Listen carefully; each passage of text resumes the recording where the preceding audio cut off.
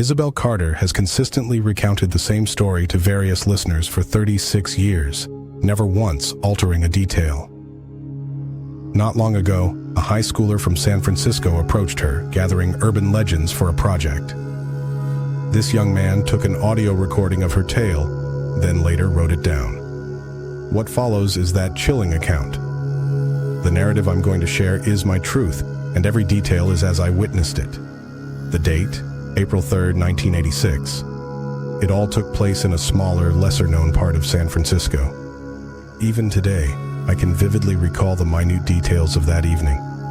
The unique city sounds, the peculiar aromas, the scenes that replay in my mind. I was 13 at the time. It was just my mother and me, heading back home after my school's drama performance. My dad passed away when I was quite young, so she was my entire world. A baker by trade, she was immensely passionate about her craft.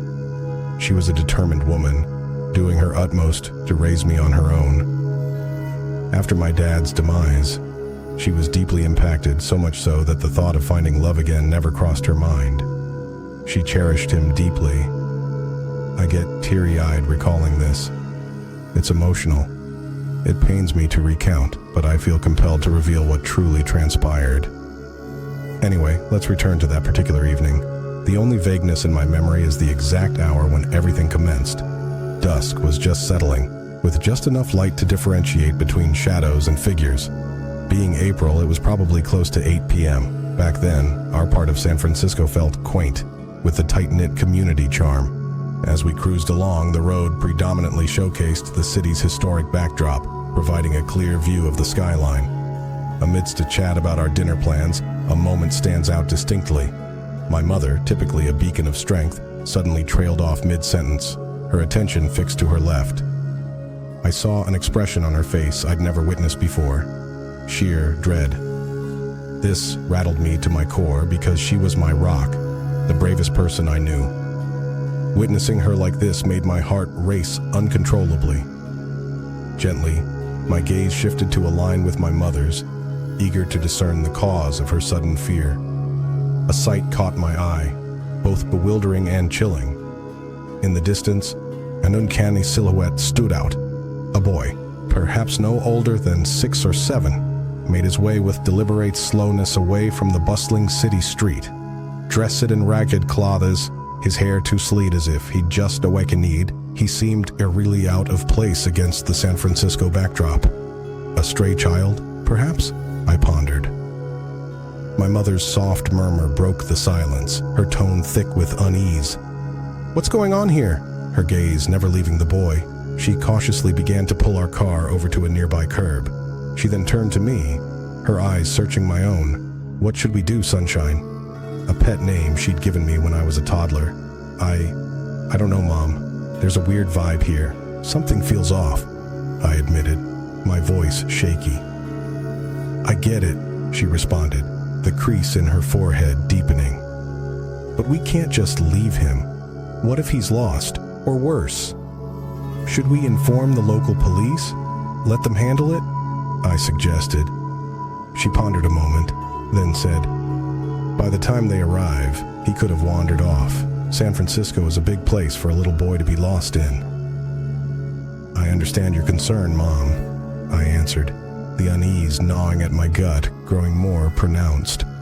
"But I've got a sinking feeling about this."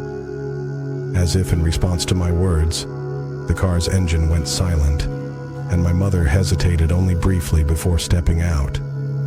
Her determination was palpable, and quite frankly, typical of her. I exceeded the vehicle, but uncertainty glued me in place. My mind screamed for me to trail her, but my feet refused to budge. I watched, breath held, as she approached the boy, my dread intensifying with each step she took. As she drew near, he halted his trek, yet never once turned to acknowledge her presence. For an eternity, they both stood frozen in a silent tableau.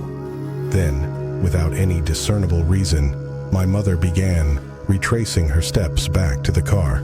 The boy remained, still as a statue. As she drew nearer, I scrutinized her expression. It was evident. Something was profoundly amiss. The bulbs flickered to life, casting a pale light that failed to disperse the thickening atmosphere of dread. The kitchen seemed normal at first glance. Neatly arranged utensils, the familiar scent of our home, and the old worn-out tablecloth that Mom had always loved. But the palpable silence was off-putting. "Dad?" I called out again, my voice echoing slightly, my throat tight with anxiety. Still, no response.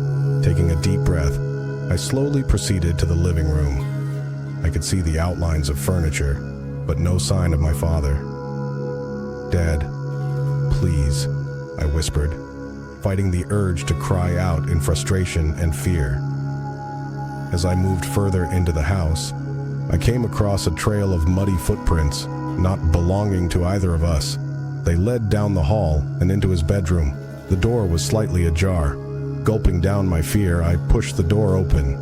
Inside, I found my father sitting on the edge of his bed, his head hung low, his hands clasped. Beside him on the bed lay a small, dusty, worn-out doll, one I had never seen before. "Dad?" My voice was barely audible. He slowly looked up, his eyes hollow, filled with an emotion I couldn't decipher. She wanted her doll," he murmured. I took a step back, bewildered. "Who, Dad? Who wanted her doll?" He pointed towards the window. Turning my gaze, I saw the same little girl we had seen earlier. But now she looked peaceful, almost relieved, clutching a doll identical to the one on my father's bed. As I watched, she slowly faded away, leaving the night eerily calm once more. My father and I never spoke about that night. Whatever had occurred in the desert, whatever exchange had taken place, had altered him in some profound way. And the house, our sanctuary, never quite felt the same after that. It was as though an echo of the past had briefly touched our lives, a sad memory forever etched in time. My heart raced as I slowly turned my head towards the source of the noise. The closet door was slightly ajar, and through the small opening I could see a pair of glowing eyes staring back at me. I wanted to scream, but my voice was stuck in my throat. As I stood frozen in fear, I realized the crunching sound had stopped. The eyes, still locked onto mine, blinked slowly. Then the door began to creak open, revealing the little girl from the desert. Only now she was different. Her once messy hair was neat, and her dress, no longer old and tattered, was clean and pristine. But the most unsettling feature was her grin, a wide, unnerving smile that spread from ear to ear. She stepped forward, her movements slow and deliberate. She held something in her hand, a small, old-looking photo frame. The girl extended her arm, offering the frame to me. Without thinking, I took the photo from her. As I examined it, I realized it was a black and white photograph of a family. At the center stood a man who looked eerily similar to my dad, but younger. Beside him was a woman holding the same little girl, her face now peaceful and serene. The little girl softly whispered. He helped me find my way back. And just as suddenly as she had appeared, she vanished. My father's voice broke the silence. "I saw that same photo when I approached her in the desert. It's us, Bug, but from another time." He emerged from the other side of the bed, looking drained but calmer than before. "I think she just wanted to be remembered." We hugged tightly, the weight of what had just transpired bearing down on us. The photo, the girl, the entire experience. It was all inexplicable, but we couldn't deny what we had witnessed.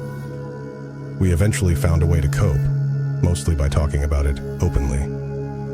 We hung the photo in our living room, a constant reminder of the time we encountered the mysterious girl from the desert and the bond it had forged between us.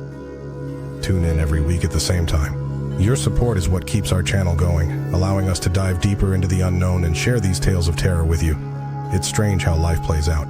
My father's mysterious disappearance haunted my dreams for years.